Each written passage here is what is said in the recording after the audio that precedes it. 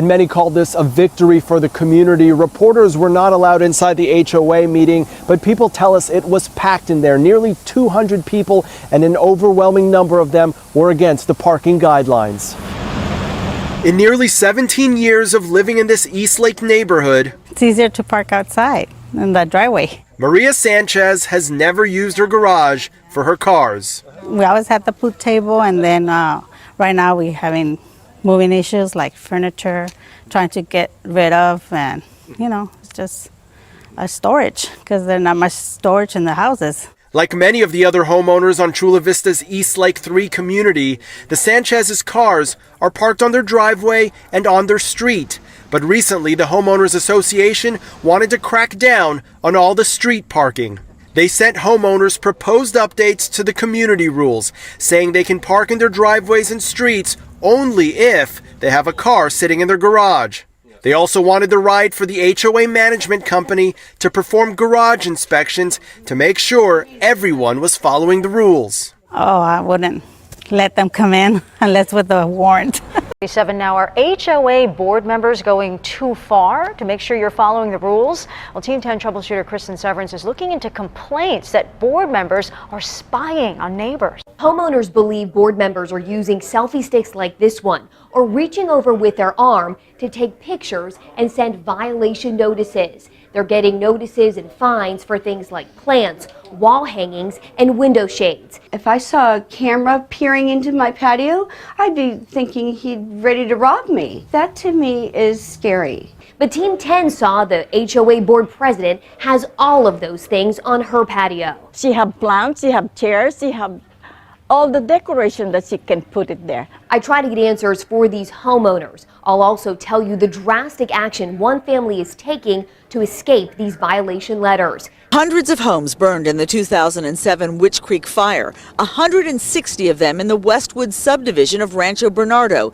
including Robin Kaufman's. So I had nothing. The only thing that actually survived the fire when we came back is a little tiny vase that I have in my armoire that was from my grandmother that she brought from the old country. Kaufman rebuilt her home, but it took almost 2 years to turn this into this. Now she and other neighbors are outraged that their homeowners association wants to impose limits on rebuilding. 3 months to start reconstruction, 2 years to finish it, or be faced with fines of up to $500 a month. You will not be able to start in 3 months. Hopefully you will be able to finish in 2 years, but most likely not. Kaufman and others say it's cruel to impose penalties on those who've lost everything. But some people who live right next to this boarded up house say it's an eyesore and enough is enough. It's the kind of thing none of us want to see. So I'm in favor of 2 years. Some homeowners who pay dues to the same HOA but aren't impacted by the potential change in the rules say they'll wind up paying for it. Well, it's all started with a leaky roof, and she doesn't have the money to completely fix it, so she put a tarp over it. Now, according to the HOA, that's against the rules. So what she wants right now is either financial help, either legal help, or just a compromise with her HOA so that she can continue to live her modest life. When life gives you crumbs, feed the birds. In this story, Summer Richards is the bird in desperate need of a few crumbs. I didn't choose to be a single woman and be like this, but I lost my family. So now I'm in this situation. The 63-year-old has lived in the low-income Twin Oaks Valley mobile home park in San Marcos for 24 years. She's on disability for a heart condition. With less than $1,000 a month, she manages to pay her mortgage, utilities, and $149 in monthly HOA fees, always on time. I survive a lot on dollar hot dogs at 7-Eleven and $3 pastas here in San Marcos. You know, you find the things that work. Like the tarp on top of her roof, a temporary band-aid for a leaky situation. Up above, as you can see. Richards didn't think this was anyone's business until 2 months ago. The HOA sent her a letter explaining that she was in violation of park rules. Her unsightly tarp needed to go. This gaping hole in the fence, residents here tell me it's been like this for a while. They say it's one of the many problems they're seeing in this community. As a young mom, because it's a nice area, safety is #1 for Catherine Park. We love this neighborhood. We just want it to be safe for all the kids. But then little things started happening in the Canyon Bluffs community. The shoes were just right here. We took it off right here. It was brand new. And just last week, right next to that spot, her car stolen. That was frustrating, but once we got our car stolen, we're like, wow, something really needs to be done in this area. Her neighbor, David Chavez, says so much petty crime has been happening, and even after contacting their HOA and their property management company repeatedly, he says nothing has improved. Called last year to get the fence fixed, and they said that it was closed, and I was like, well, the fence is still broken. 10 News reached out to Summit Property Management, and they said they will be increasing patrol. They also plan to fix the fence next week. David says he wishes the communication could be better. I would just like to hear something, what's going to happen? Just what's the action plan? Catherine says she just hopes all the crime here stops. I just want more security in this complex. I think that would really give everybody a peace of mind. An identity. They thought he was an escaped inmate when he was actually a patient who had just been treated. Ironically, the man had voluntarily checked himself into the hospital because he imagined police were trying to kill him. After he was released, he says that nearly happened. This is video from a surveillance camera outside of UTMB Hospital in Galveston. The date is May the 8th. Jeremy Cummins, who you see walking here, has just been released from the hospital. As he's leaving, UTMB police pull up. They believe Cummins is an escaped inmate. He's telling them, I am not an escaped inmate. But officers continue to pursue him. Then they release the canine. Jeremy Cummins says he knew the worst thing he could do is run. Everybody knows that if you're an escaped inmate, they got the right to shoot you on sight, especially if you run. Everybody know that. And you didn't run. I didn't run. I have mental problems, but I'm not crazy. The canine bites Cummins multiple times before he's tackled to the ground by officers and handcuffed. I'm not no inmate, man. We got him in custody. Soon after that, a Texas Department of Criminal Justice officer walks up. Ask you where you come from and you took out. Man, I don't even know you. Dr. Sabine Lovell, a plastic surgeon here in Metro Atlanta, is still processing what happened to her during a trip to this Whole Foods on Peachtree Boulevard in Chamblee Saturday. I was going to pick up a couple things. I see this gentleman walking down the aisle who's pretending to be shopping, and he's holding a basket. And he looked kind of like a normal gentleman, like late 20s, early 30s, nothing like extra suspicious about him. She says she then reached for a bag of chips, but felt something on her back. So I bent over to grab the chips, and as I was doing that, I felt something like wet and warm on my back. And so I put my hand on the small of my back, and then I saw that it was like this gooey, white substance, and I turn around and I see this guy looking at me, and then he zips his pants up.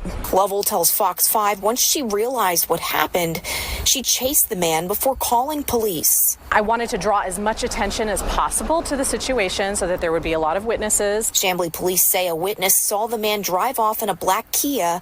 Investigators tell Fox 5 they identified a person of interest, and the investigation is ongoing. This was broad daylight on a Saturday. I'm sure he's done this before, or this could escalate to something more like rape or murder. So I want to make sure that this goes on his record and it follows him. There is uproar today after an out-of-control passenger accused of groping the flight attendants was duct taped to his seat, and the airline suspended the flight crew. I think tape his ass up. So they took this step, which is probably not in the flight attendant's handbook? Yes. No. At first, Frontier Airlines suspended the crew, saying in a statement, unfortunately, the proper policies for restraining a passenger were not followed. As a result, the flight attendants involved have been suspended pending further investigation. But the flight attendants union accused the airline of a knee-jerk reaction. Management should be supporting the crew, not suspending them. Frontier Airlines now says the crew has been suspended, but with pay while the investigation continues, and that it's seeking the prosecution of the passenger involved. We're now learning more about the 22-year-old suspect, identified as Maxwell Berry. Here he is with his proud parents when he chose to attend Ohio Wesleyan University on a golf scholarship. He was a 14-year-old kid when he opened fire inside his high school in Paducah, Kentucky, killing 3 girls. Now, 25 years later, this is what the baby-faced killer, Michael Carneal, looks like today, and he is seeking parole. This person who killed 3 of your classmates and who put you in a wheelchair 25 years ago might be getting out of jail soon. What are your thoughts? Yeah, whenever I heard 25 years, that felt like it was going to be so far away, but it got here in no time. Missy Jenkins testified at this week's Kentucky State Parole Board. She is one of 5 students wounded in the slaughter. Michael sentenced me to life in a wheelchair without the possibility of parole. Carneal is now 39. You have been incarcerated for 25 years, so the world is much different. Carneal told the parole board that voices in his head told him to kill. I don't remember firing the gun or how many times I fired it, but the next thing I remember is people laying on the ground. Then this stunning exchange. When was the last time that you heard one of these voices that told you to do something harmful? A couple of days ago. Here are 5 cars that won't even make it to 100,000 miles without having major issues. Please avoid these cars unless you have the money to fix them. First up, we got a Range Rover. The lifespan on these things is probably like 100,000 miles max on the motor, trans, and everything on it. These cars are horrible and horrible to work on. Next up, we got the Jeep Renegade. These things should be classified as trash. I should have included the Compass and the newer Grand Cherokees, but this one's the worst. Horrible drivetrain, everything's plastic, and it's made by Jeep. You can't get much worse than that. Next up, we got the BMW X3. I fixed so many of these, it's actually insane. Nothing really major breaks on these, but everything around the motor and trans breaks. It's all plastic. You take it apart, it probably breaks. It's a nightmare to work on, and they're expensive to fix. And all these issues happen at like 60,000 miles. Next up, we got the Ford EcoSport. Probably should name it the Eco Shit, because this is definitely Ford's like worst vehicle they've ever made. Just major drivetrain issues. And to be honest, it's hideous. Next up, we got the Nissan Sentra, or Versa. Same shitty ass transmissions that come in them. If you don't service them, they'll literally blow up way before 100,000 miles. You get a manual trans in these, then it's a good car. We're doing it for us. We're not doing it for our dogs. Veterinarian Douglas Aspros of Pound Ridge, New York, calls the practice unnecessary and cruel. It's an amputation. It's removal of a body part, and it's very much like removing joints in your finger. Tail docking is done when the puppies are just a few days old without anesthesia because their nerve endings aren't fully developed. Supporters say the puppies barely feel it. The ears are cropped months later with anesthesia. We're going to shave the tail. This is a puppy about to get its tail docked by a veterinarian who posted the video online. Certain veterinary schools refuse to teach the procedures, and many vets won't do it. At a recent dog show in Maryland, some owners defended the practice. A boxer is a guard dog. They're supposed to be strong and forceful and fierce. And when they have the floppy ears, they kind of look like a Disney character. But not everyone agrees. When I first looked at getting a show dog, I eliminated all the dogs that you have to cut parts off of puppies. A Harford County teenager faces bomb-making charges after setting off explosions in his Bel Air community. ABC 2 News' Jeff Hager has more on this child's play that carries some serious charges. Twisted plastic remnants of a water bottle hint at the source of a pair of loud explosions, which caught the neighbors off guard Tuesday morning here in this townhome community in Bel Air. I was just sitting in my living room, and I heard I don't know, it did sound kind of like a gunshot. I just heard like a loud noise. When deputies arrived, they searched the wooded area behind the complex and discovered evidence of handmade explosives. That's when investigators with the State Fire Marshal's office stepped in. It was determined that a 17-year-old juvenile was in the backyard of his parents' home and experimenting with what everyone refers to as soda bottle bombs, but according to the law is a improvised explosive device. We have witnessed the power of the so-called soda bottle bombs before.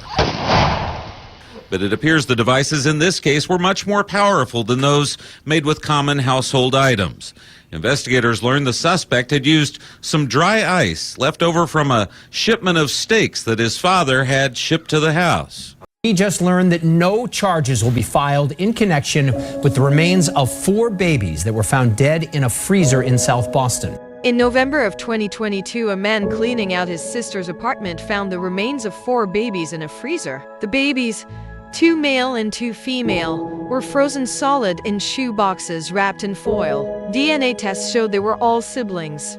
Can we start detectives and the PS? It looks like there's like a frozen baby. The babies were between 37 and 40 weeks of gestational age. All four had their umbilical cords still attached, and the female babies had their placentas attached. DNA testing confirmed the mother of the babies to be 69-year-old Alexis Aldamir, who now resides in a residential healthcare facility. Investigators determined the father of all four babies had died in 2011. A fifth baby born to Aldamir and the same unnamed father was born in 1982 and put up for adoption. An autopsy of the four infants was conducted, but the medical examiner said there was no scientific method that can pinpoint how long the babies were in the freezer and no way to determine whether they had been born alive. Their cause of death was listed as undetermined. Well, Darius Hinkle does admit he doesn't have a valid license, and he tells us he was flying down the street. But he says he did it because his one-year-old daughter was choking on a penny. He tells us by the time he arrived here to the hospital, he had more than a handful of police officers behind him with their sirens on. Tonight, one-year-old Damani is all smiles. But earlier today, her parents say she was having the scariest moment of her life when she was choking on a penny. The first thing in my mind was getting to the hospital. And that's what Darius Hinkle did. He says officers later told him he was going over 100 miles per hour. That's my daughter. I wouldn't want nothing to happen to her. The dad says there were lights and sirens behind him for miles until he finally arrived at the hospital with his daughter and her mother. They told us to get out, put our hands up, and I got out, I put my hands up, and I yelled and I told the police, my baby is choking. And I told them multiple times that she was choking. They was just worried about the fact that we were speeding. Hinkle says multiple police agencies were on scene and says he was arrested and taken to jail. Dancia Pittman says she had just arrived to the jail to try to bond him out when... Rob Sherrill, you may be wondering how this could happen. After more than a decade in their home, one family received a letter saying they no longer owned it because of a building blunder. The residents didn't do anything wrong, but they're paying a huge price. We just wanted somewhere that our family can call home. We want to stay in our community, and we wanted a place where our son can have a place to lay his head, and we had no worries. But Charmaine and Pernell Miller have had nothing but worries. In 2005, they bought this 3-story home and started their family in the city's Lawndale neighborhood. Then in 2019, they were told their property was sold for delinquent taxes.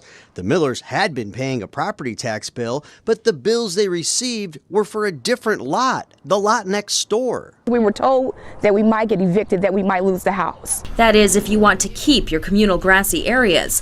People who live in the area are up in arms that the HOA board voted to replace the grass with rocks, all without a vote by the homeowners and paid for with their money. We're paying for removal of grass that we don't want removed. And the price could be in the thousands, up to $8,000 for each of the 4 spots planned to be revamped. They say there won't be money saved on watering costs. Right now, it's just grass. The plan is for rocks and trees, which could cost more to water. Concerns they say the board wouldn't hear out at the meeting. They wouldn't hear what we had to say. They actually closed the homeowners forum early so that we would stop talking. Folks who live here say they want to keep the communal grassy areas for their kids and their pets, especially because community regulations only allow them to have rocks in their front lawns. If they convert these areas to rock, I can't take my children there. I have a toddler, I have a preschooler. I can't take them there to play. I can't take my dogs there. It's too hot to walk on the rocks. Their other concern, decreased property values with less communal space to use. We bought in here knowing that we have these green areas. So to remove that is really a slap in the face to everybody who purchased in here with the notion that these green areas would stay. A Colerain Township father finds himself in quite a situation as he walks into this flea market in Monroe. His 14-year-old daughter getting a tattoo he has no control over. It's on my mind constantly. I can't sleep. I'm heartbroken. Jared Talby says he walked into the Treasure Isles flea market to drop off his son after weekend custody and got much more than he bargained for. And that's when I find my daughter, 14-year-old daughter, in a tattoo chair at a flea market getting a tattoo. But that's not all. The tattoo is of a cross with my ex-wife's boyfriend's name. Mitchie Poo etched above and below a cross. So needless to say, tempers flared. Talby admits things got so heated, security escorted him out of the building. I kept my cool as much as I think anybody possibly could have. That's just creepy.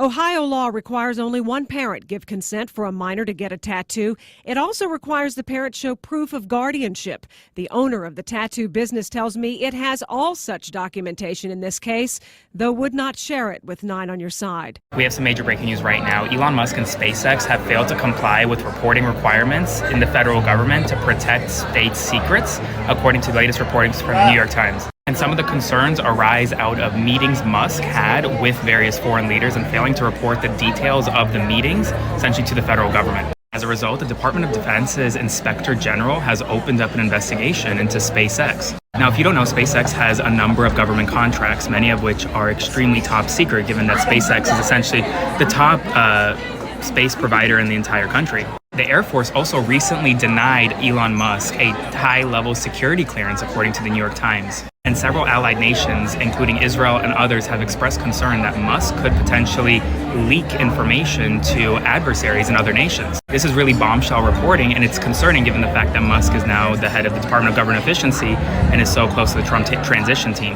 As always, comment below your thoughts, spread the word, and follow along to stay up to date on all the news you need to know about. We have some major breaking news right now. Elon Musk and SpaceX have failed to comply with reporting requirements in the federal government to protect state secrets, according to the latest reporting from the New York Times. And some of the concerns arise out of meetings Musk had with various foreign leaders and failing to report the details of the meetings, essentially to the federal government. As a result, the Department of Defense's Inspector General has opened up an investigation into SpaceX. Now, if you don't know, SpaceX has a number of government contracts, many of which are extremely top secret, given that SpaceX is essentially the top space provider in the entire country. The Air Force also recently denied Elon Musk a high-level security clearance, according to the New York Times. And several allied nations, including Israel and others, have expressed concern that Musk could potentially leak information to adversaries in other nations. This is really bombshell reporting, and it's concerning given the fact that Musk is now the head of the Department of Government Efficiency and is so close to the Trump transition team. As always, comment below your thoughts, spread the word, and follow along to stay up to date on all the news you need to know about. 2 girls are dead after police say their mother left them in a car for 15 hours. Cops in Texas say teenager Amanda Hawkins left 1-year-old Bryn and 2-year-old Addison in the car while she was visiting a friend's house overnight. They say the girls were left without food or water, and the car's windows were rolled up as temperatures reached 85 degrees outside. But humidity inside the car would have felt like 105 degrees. Investigators say people at the house expressed concern about the girls who were screaming in the car. The 19-year-old allegedly said she was waiting for them to cry themselves to sleep. Authorities say when Hawkins finally pulled the children from the car, they were unconscious, but she bathed and dressed them before eventually bringing them to the hospital. They died after being taken off ventilators. Hawkins has been charged with 2 counts of endangering a child, but a grand jury could upgrade the charges now that the girls have passed. For InsideEdition.com, I'm Mara Montalbano.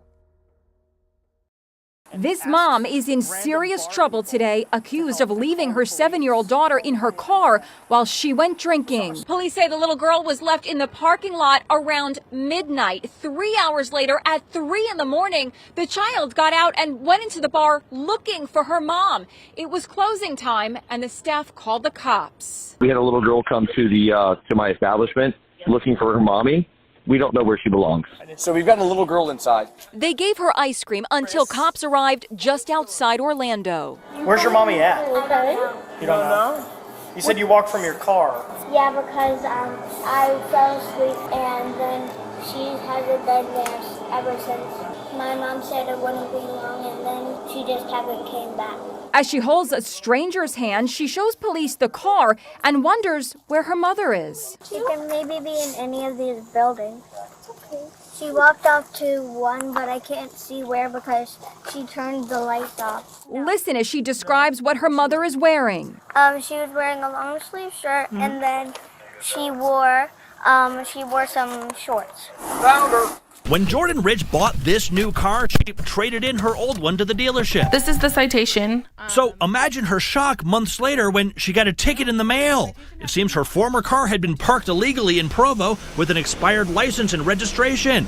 Jordan says she called Provo. I appealed the ticket and I provided them with the documentation that I sold the vehicle to CarMax, and they denied it. Denied because Jordan is still listed as the registered owner of the car. Is it fair to come after you for a car you sold? No. It is not fair. Jordan was battling with Provo when months later she got another notice, this time saying the car had been impounded in Salt Lake City. This has been a living nightmare. With that, Jordan decided it was time to call me. This is not the first time that Get Gephardt has reported on somebody being slapped with a ticket for a car they had previously sold. It happens when the person who buys the car never bothers to report the sale to the DMV and get the title and registration transferred into their name. So when the car gets a ticket or is towed, it pings back to the previous owner. So Donald Trump just exposed how much of a liar he is during today's stunt of a press conference at the New York Stock Exchange. So first, Donald Trump admitted that he may not be able to bring down grocery prices and said it's going to be very hard for him to reduce costs, even though he promised on the campaign trail that he would lower grocery prices. Then he said he's going to give corporations and Wall Street another tax cut, reducing their tax rate from 21% to 15%, even though he promised on the campaign trail to lower taxes for all Americans. Basically, Donald Trump lied to working Americans, said he was going to lower their grocery prices and lower their taxes, but it turns out he's just going to give more tax breaks to billionaires and big corporations who rip working class Americans off every single day here in America, which is what I said he was going to do every day for the past year. Oh well. Extremely sad. You know, dogs are our best friends. San Diego police giving us that sad update just moments ago that the man that was attacked here at Mesa Viking Park has died at the hospital. Now, police tell me they also believe those dogs, those 3 dogs involved in the incident, were his own. Now, this happening all just in front of his son that he was with, as well as feet away from an elementary school. Now, this happened at 12 when police said they responded to multiple calls of a dog attack just after 12. But when they got here, they said the 3 dogs were still attacking that man who was here with his son. Police tell me they used their tasers in order to stop the attack. And at that point, the dogs stopped and took off. Police say the man was rushed to Scripps Memorial, where he later died. Officials were able to retrieve 2 of the dogs. However, the 3rd ran toward the school. A spokesperson for San Diego Unified tells me Erickson Elementary was briefly placed into lockdown as a precaution and made clear that the dog never made it on campus. But parents who were here to pick up their kids described what they're calling a scary scene. I've been fortunate enough to have some great relationships, and, honesty is always really important. Well, now Pete Davidson is giving fans some honesty about those relationships, saying he's over being known for his high-profile romance roster. So I feel like I kind of feel a little bit misunderstood. In a new interview with W Magazine, the comedian opens up about that fear, saying, "I don't want to be this loser who just dates people. That's not who I am." Who are those people? Well, after a long-term relationship with Cazzie David, She's the most beautiful girl in the world. Look how lucky I am. And a brief engagement to Ariana Grande in 2018, Pete's had quite the relationship resume. Wow. Phoebe Deniver to Emily Ratajkowski to chase Sweet Wonders. She's the best actress. And of course, his high-profile relationship with Kim Kardashian in 2022, which played out on Hulu's The Kardashians. Who are you texting, Kim? Does his name rhyme with feet? He's just super genuine. Yeah. And it's just really fun to just hang out and do nothing and watch TV and just do nothing. I love that he's kind and really, really thoughtful. He's the most thoughtful person. I was gonna say thoughtful. And I love the chemistry that Kim and him have together. It's really sweet. Now, Pete's pivoting from flings to fashion as the creative director for a sock brand. I'm excited. As for what inspired the switch, Pete tells the mag, I just want to be known for doing good work. Luckily, I got hit on the face with a Hollywood shovel. It was a long time coming and I needed it. I'm very happy where I am right now, mentally. I'm in therapy, lots of therapy. Yeah. My therapists are really on the ball, and I'm very lucky to have them in my lives. And, I recommend that everybody go to therapy. Kim Kardashian knows how to roll with the punches and a scooter. You just gotta roll with it. The reality star slid into the grand opening of Skims' flagship store in NYC after breaking her foot. I put my heart and soul into Skims. I just hope to build a really authentic business. I just am really focused on building up the brand. Kim rocking the brand new accessory just days after sharing this pic on IG, writing FML for the holidays. I like always being busy. When I'm not busy, that's when I start to get uncomfortable. Staying booked and busy. While it's unclear how she got her injury, the mom of 4 isn't letting it slow her down. You still gotta be yourself. Scooting in style to the Skims event in a curvy cream set and high heels. Yeah, Bible. It's a great look. Kim bound to her knee scooter while posing with her guests, as seen in this vid shared by Mystery Fashionista. Great, thanks, Bobby. Let me get Kim on the left. Love it. That star-studded guest list including Ciara, Tate McRae, Cardi B, Meghan Trainor, and of course, her bestie, Paris Hilton. I don't know what's gonna top that. Proving injury or no injury, Kim K can still kick it. Breaking news, a woman who fell into a manhole while walking down the street was now found in a water plant. Authorities say that witnesses saw the woman fall into an uncovered sewer system manhole on Tuesday, October 22nd, saying, quote, "This is not some little sewage hole, this is a big hole." In presenting a photo that was taken a week after the incident, it highlights the gaps in the metal coverings over the manhole. The woman's daughter said that she had very poor vision and fell into the open hole while walking across the street. She then traveled about 9 miles through the system before she was discovered 3 days later in the water plant. Her daughter said, quote, "Nobody should have to go through that. Nobody, I don't care who you are, nobody should have to feel that, not that kind of tragedy." They also stated that a lawsuit is forthcoming, but they are waiting for public records from the city to gather more details about the incident. The attorney representing them said, quote, "We're not going into the blame game yet." The city of Dallas has declined to comment on the matter at this time. Dallas police did confirm that they were called to the scene at the area when her body was recovered at 8:17 a.m. As of now, the case is being investigated as, quote, "an unexplained death." To stay up to date on this case, make sure you click the playlist below. I'll keep you guys updated. What do you think? Drop in the comments. Cars driving along South Meridian Sunday. But just hours before, Puyallup police say a 31-year-old man was driving this same stretch of road and hit a 26-year-old woman. She was wearing dark clothing, was travel, and was struck by a northbound vehicle. Captain Jason Visnaw with the Puyallup Police Department says the woman was in the roadway when she was hit. They believe she was trying to flag down help after something happened with her car. Captain Visnaw says her car was parked in a nearby parking lot with her 2 kids. I believe the children were 4 and 6 years old. They were in the car with her. They don't believe the children witnessed the crash. The driver stopped and called 911. He was evaluated for impairment. There was no impairment discovered. He did have a suspended driver's license, and no, he did not have proof of insurance, so he was cited for that. Police say the woman was conscious, breathing, and alert when they got to her. Paramedics rushed her to a Tacoma hospital, but she died early Sunday morning.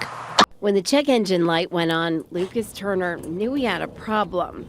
But it was worse than he thought. Oh, I almost cried. The dealership's diagnosis for his 2014 Infiniti Hybrid with less than 70,000 miles on it was unexpected. They called me and said, "Oh, I got bad news, Mr. Turner. You need a new hybrid battery, and it's going to cost $18,000 for the battery and another $2,000 to have it installed." And I'm like, oh my God, my jaw dropped. Here's the bill. $20,744.90 for a new hybrid battery. Lucas bought the car about 3 years ago for $16,000 and just paid it off. I can't make this make sense in my mind. How does it cost $20,000 to just put a battery in a car, that you only paid $16. When I bought the car, it came with the battery, came with wheels, came with a frame, came with a body, came with glass and everything, came with an engine, but they want $20 just for a battery?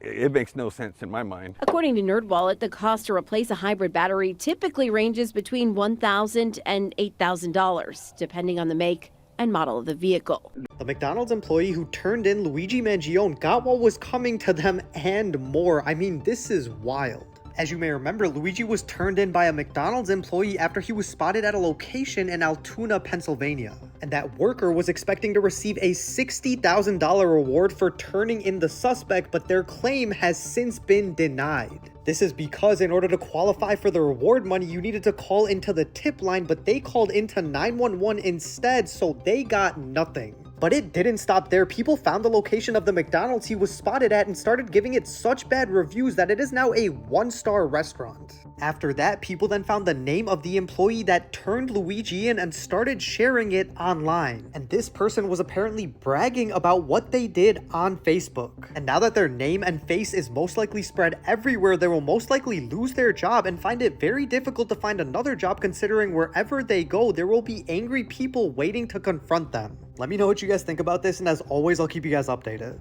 The McDonald's employee who turned in Luigi Mangione got what was coming to them and more. I mean, this is wild. As you may remember, Luigi was turned in by a McDonald's employee after he was spotted at a location in Altoona, Pennsylvania. And that worker was expecting to receive a $60,000 reward for turning in the suspect, but their claim has since been denied. This is because in order to qualify for the reward money, you needed to call into the tip line, but they called into 911 instead, so they got nothing. But it didn't stop there. People found the location of the McDonald's he was spotted at and started giving it such bad reviews that it is now a 1-star restaurant. After that, people then found the name of the employee that turned Luigi in and started sharing it online. And this person was apparently bragging about what they did on Facebook. And now that their name and face is most likely spread everywhere, they will most likely lose their job and find it very difficult to find another job, considering wherever they go, there will be angry people waiting to confront them. Let me know what you guys think about this, and as always, I'll keep you guys updated.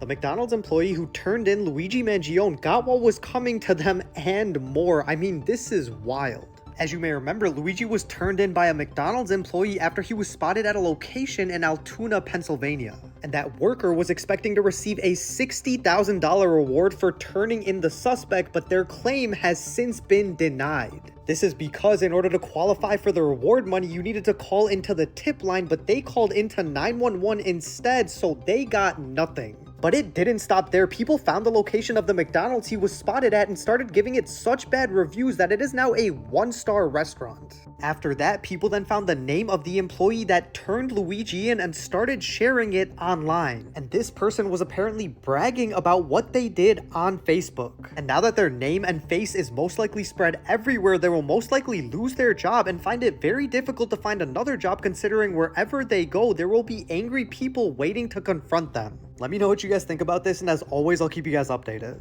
The McDonald's employee who turned in Luigi Mangione got what was coming to them and more. I mean, this is wild. As you may remember, Luigi was turned in by a McDonald's employee after he was spotted at a location in Altoona, Pennsylvania. And that worker was expecting to receive a $60,000 reward for turning in the suspect, but their claim has since been denied. This is because in order to qualify for the reward money, you needed to call into the tip line, but they called into 911 instead, so they got nothing. But it didn't stop there. People found the location of the McDonald's he was spotted at and started giving it such bad reviews that it is now a 1-star restaurant. After that, people then found the name of the employee that turned Luigi in and started sharing it online. And this person was apparently bragging about what they did on Facebook. And now that their name and face is most likely spread everywhere, they will most likely lose their job and find it very difficult to find another job, considering wherever they go, there will be angry people waiting to confront them. Let me know what you guys think about this, and as always, I'll keep you guys updated.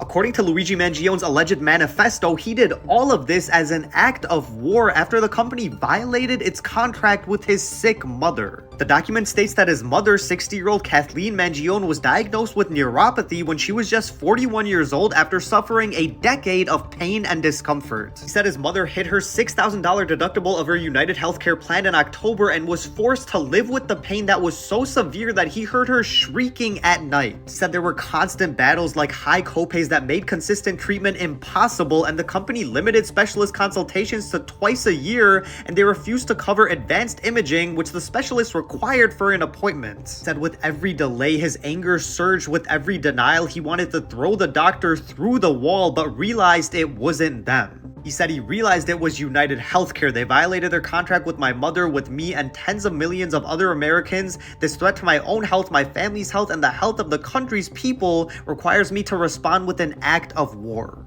Let me know what you guys think about this, and as always, I'll keep you guys updated.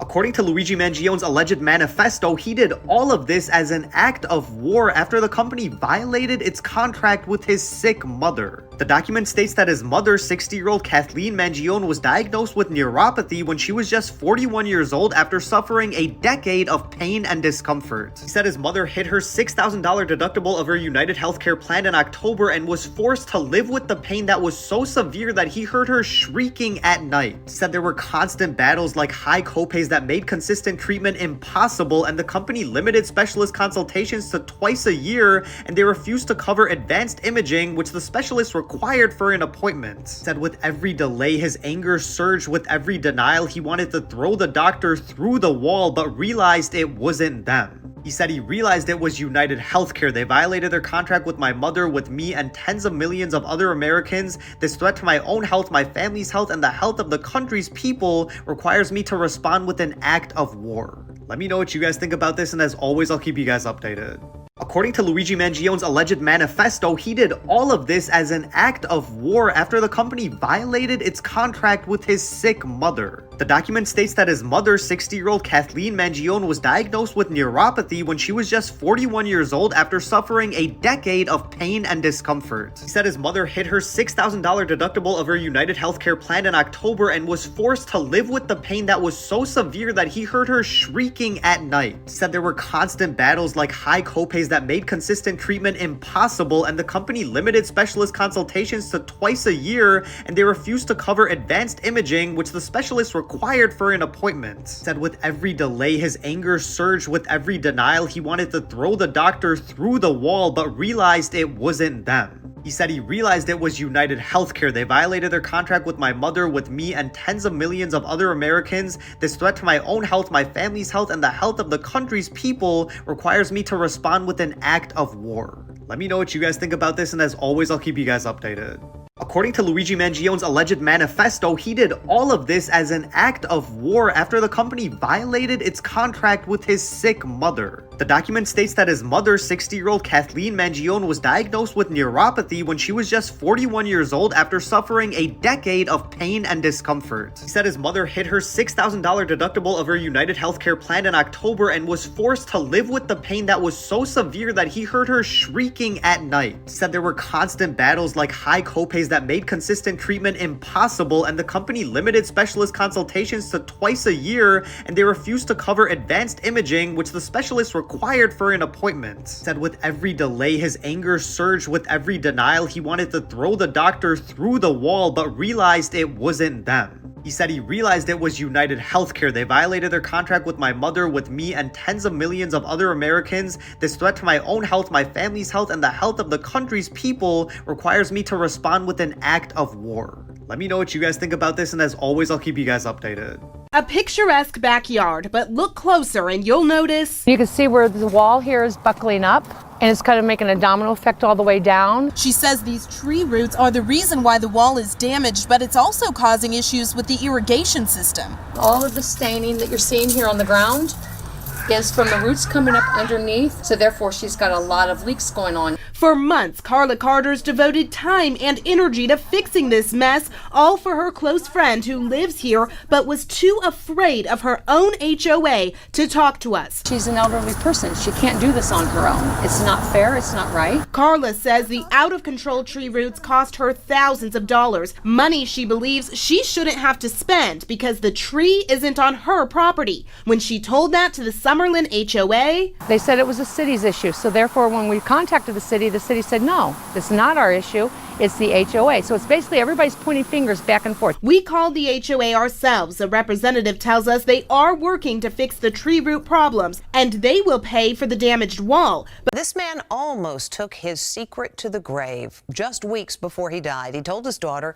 he wasn't who she thought he was. Shocked isn't a big enough word. Ashley Randall's father, Thomas, was dying of lung cancer at the age of 71 when out of nowhere, he admitted he once lived under another name. Mom, Dad, and I were in the living room watching NCIS, and he just sort of out of the blue calmly said, well, ladies, just in case something comes up after I pass, I just need to let you know that I changed my name when I moved here. Nobody can know. The authorities might still be looking for me. Ashley demanded to know his real name. He really quietly said, if I tell you, you have to promise you won't look into this. He said it was Ted Conrad. I couldn't not look. And the first thing that popped up was a headline that said something like, Ted Conrad, vault teller, bank heist. And when you go up, it is really crazy. So he is calling his eviction illegal. The owners are calling him a squatter. He is on the 26th floor of this, what is now a construction site, all alone, and he took us up today. On the 26th floor, it's been confirmed I'm not a squatter. Through empty hallways, past apartments neighbors vacated and ripped drywall. Okay, 26, you made it. Steve Leidner is the last guy standing. Their solutions were, we'll help you move out. We'll move you into a micro apartment. Over the last year, Leidner refused to comply with Hamilton on the Bay's then new owner, Aimco, that gave the hundreds of longtime residents with enviable rents on the Bay new and better leases. The small print, though, allowed early termination. He assured us up and down that they had no intentions of evicting us. Are you suggesting that the company lied to you? Definitely lied to me. Not suggesting it, they definitely lied to me. Do you have like a certain type in men, like look-wise? If you looked at my track history, it would look like you literally just like walked into the DMV. If I tell you I love you, you better say it back. I don't say that shit to just anybody, you know? Like there's an archetype of guy that is, and it's like just insecure little boy. Yeah, what's the craziest thing you've done for a man? Well, first of all, the Clinton situation, like I knew that was happening and still was with him. What's one move in bed that makes a man go crazy? Oh, God, that's like... Do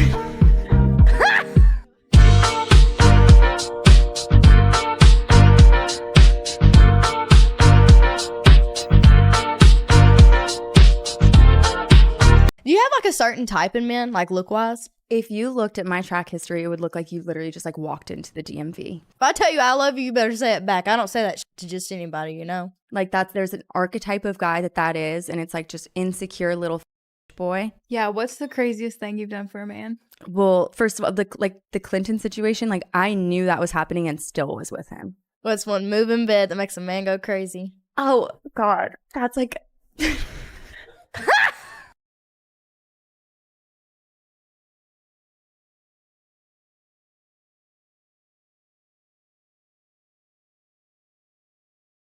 Do you have like a certain type in men, like look-wise? If you looked at my track history, it would look like you literally just like walked into the DMV. If I tell you I love you, you better say it back. I don't say that shit to just anybody, you know? Like there's an archetype of guy that is, and it's like just insecure little boy. Yeah, what's the craziest thing you've done for a man? Well, first of all, the Clinton situation, like I knew that was happening and still was with him. What's one move in bed that makes a man go crazy? Oh, God, that's like...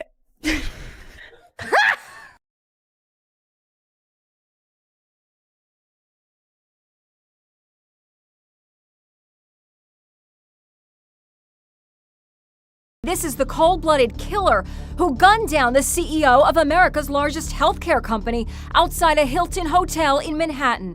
Residents say the gunman spent the night before the murder in room 407 in this $50 a night hostel, 3 miles from the scene of the murder. He reportedly checked in using a fake New Jersey ID. He stayed in a dorm room like this one with 2 other men, strangers, who told police he wore a mask most of the time. But he dropped that mask for long enough for a surveillance camera in the lobby to catch these images.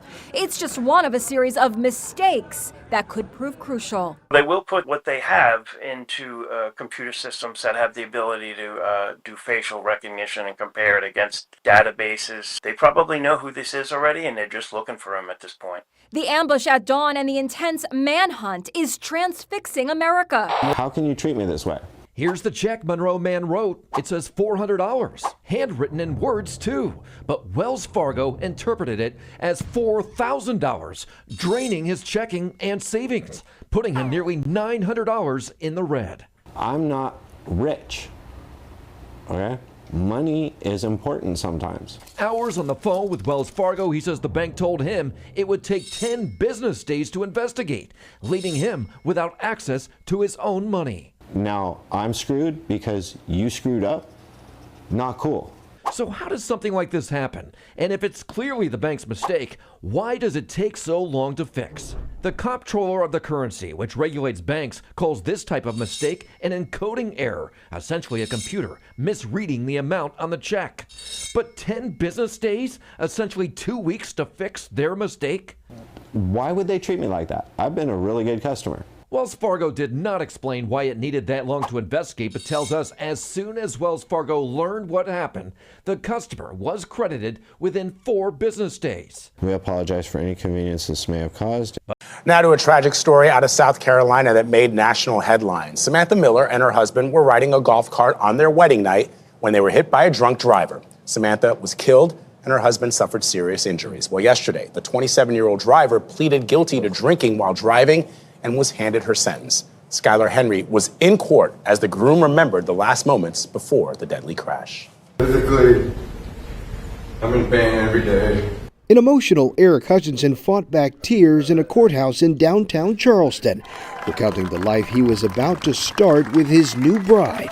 She told me she didn't want the night to end. I kissed her on the forehead, and then the next thing I remember is waking up in the hospital.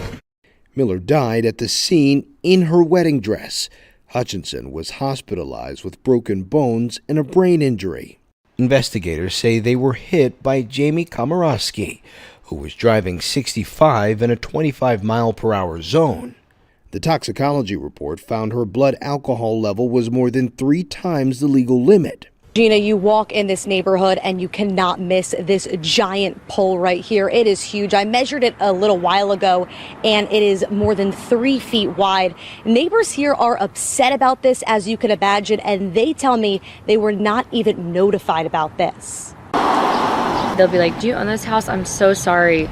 Every single person apologizes. After months of searching, this homeowner who wants to stay anonymous for her privacy was excited to finally move into her first home with her husband. They closed on the house on the corner of Park and Fairview in the heart of Montrose in January. 2 weeks later, and this, a giant utility pole plopped in front of their home. We saved a lot for this house, and just upsetting that they can just come do this. Her neighbors share the same frustrations. They tell me they worry what this is going to do to property values. Because now I look out my windows and I can see the top of that big pole. ABC 13 got to the bottom of why this is allowed. I reached out to Centerpoint, who told me it's part of a project to upgrade and boost energy transmission in Montrose. Loved ones say this little boy died after someone at his preschool gave him a grilled cheese sandwich. It happened despite them knowing and having documented that he has a severe allergy to dairy, according to the crowd fundraising website GoFundMe. 3-year-old Elijah went into shock and was rushed to the hospital where he died. The health department has shut down the school so it can examine whether the facility could have done something different to prevent this tragedy. The New York City school is now conducting its own investigation into how this happened. Elijah was a brother to 5-year-old Sebastian. Some of the money raised on GoFundMe will go towards grief counseling. Catch that kid! This youngster jumps into a trash can in a last-ditch effort to hide from police. And it was all captured on a neighbor's home security camera. Moments later, a cop walks by on the hunt. Which way did that kid run? It was a scorching 90 degrees outside, but the 14-year-old sat in the trash can for 30 minutes, at which point he peeks his head up and hops out once he checked that the coast was clear. He casually walks away, then takes off. Homeowner Zach Pierce was home with his baby when it all went down. What was your reaction when you saw what was going on? Yeah, I saw him jump out, and I go, that's a really gross spot to play hide and seek, because that's what I thought was going on. How gross? He showed us what was inside that trash can. Baby diapers and cat litter scoopings. So it doesn't smell too pleasant. Yeah, you can smell it when it's hot out and it's full like that. I mean, you walk by it 10 feet away, you can get a little whiff of it. Turns out it was all for nothing. The kid was caught about an hour later. Police in Bend, Oregon say the youngster was wanted for theft. Crystal says she didn't give the scammer any personal information, but the caller read off the last four of her own debit card number. Crystal, still concerned, asked her daughter to call the phone number that had called her to ensure it was real. She looked it up online first, and she said, yeah, it says it's a legitimate Chase account. And so I said, call it. She called it. They answered, this is Chase Bank. Went along through the thing. So I said, okay, it's got to be okay. The scammer said she flagged the charge and needed to verify her account by sending Crystal an access code, a common practice from Chase. Many thousands of times, I always get access codes from Chase. She sent me the access code. I looked at it. It followed through the threads of about 30 other access codes that I have that are from Chase. It all has the same exact number on the top of it. So I went ahead and proceeded with it and gave her the access code. Despite Crystal triple checking, it was still a scam, and right then, money between her accounts were being transferred. Somehow, scammers had access to them. She immediately called the number for Chase on the back of her card, who directed her to go into a Chase bank. She was there in minutes. I went right up to a teller. There was nobody there. I said, I have to talk to somebody. I have active fraud going on to my account. I need an immediate freeze. Douglas and Emily Horn have lived in this bountiful condo almost 4 years. It's really nice area. We like the community. What they don't like are the HOA fees. Right now it's $385 per month. But that could jump to over $800. A letter from the Homeowners Association blames rising costs and a significant increase in insurance. The old insurance policy was recently canceled. Neighbors say that happened after one of the units caught fire and needed repairs. I do think it is pretty ridiculous that we all have to pay for that one incident. But Utah law requires condo associations like this one to maintain property insurance. It's a good thing to have. I want to have it, but $800 a month, that's more than 2/3 my mortgage payment. As an alternative, the HOA board is proposing a smaller monthly increase in fees.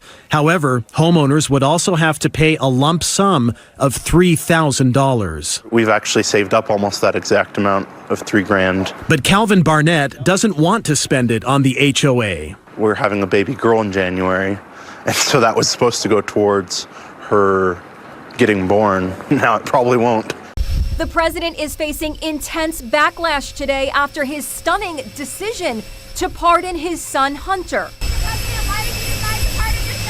He was peppered with questions as he arrived in Africa for a state visit and is getting slammed by Republicans. He is now graduated to the liar in chief, because we know that his words mean nothing. I guess we now know that his word as a Biden is trash. For months, again and again, the president and the White House press secretary insisted there would be no pardon, as Hunter faced up to 25 years in prison following his conviction on federal gun and tax evasion charges. I will not pardon him. It's still a no. It will be a no. It is a no. Have you ruled out a pardon for your son? Yes. Why the change of heart? Hunter was singled out only because he is my son, and that is wrong, the president asserts in a statement. In trying to break Hunter, they've tried to break me, and there's no reason to believe it will stop here. Enough is enough. The pardon came the day after President-elect Trump nominated controversial MAGA firebrand Kash Patel as director of the FBI. Patel has vowed to vigorously pursue Trump's foes. We will go out and find the conspirators, not just in government, but in the media. An HOA board in Gilbert has banned organized sports from the community park, and now neighbors have band together to fight this decision. That's right. In the last couple months, residents in the Vincennes community have really come together in protest of this decision. The HOA board, however, claiming organized sports is a liability to homeowners. We first told you about this issue on Thursday. Today, I caught up with Danette McComber, who has organized this community protest. She went door to door talking with neighbors, asking them to sign a petition to fire the board members. I also spoke with the president of the HOA board. She says families can still use the park, but lawyers advise them that organized sports could lead to a lawsuit if a player was to be injured. You've got issues as far as sanitation is concerned, parking, just a whole bunch of issues to the neighbors that live around here. This is a big deal. You know, they're all into sports, and any night of the week I'm running them to practices. And Alyssa Head has been in this driveway practicing to make her high school team for a long time. For the last 3 years. Dad Kevin put the hoop up in 2013, he says, with the Homeowner Association's blessing. We had many hoops that we had to go through. It required applications, diagrams, and pictures showing exactly which hoop they wanted. So he was confused when this happened. They came back to us a few weeks later saying, sorry, you know, we looked over the paperwork and that basketball net was approved in error. A few phone calls later, Kevin thought everything was cleared up. But now, 3 years later, we start receiving letters in the mail threatening fine again. For a basketball hoop that Kevin says was approved years ago, he thinks it's unfair. So you make the call. Should Kevin have to take down his daughter's basketball goal? But before you decide, we checked with the Rock Springs HOA to find out what gives. Trestle Management says even though Kevin applied for a portable hoop, he was approved for a permanent hoop. It must be collapsed and kept out of sight when not in use. But Kevin says it's been 3 years and collapsing just isn't practical. Because they're heavy, they're weighted, and they're not easy to move around or hide. And that's why we went through the whole approval process.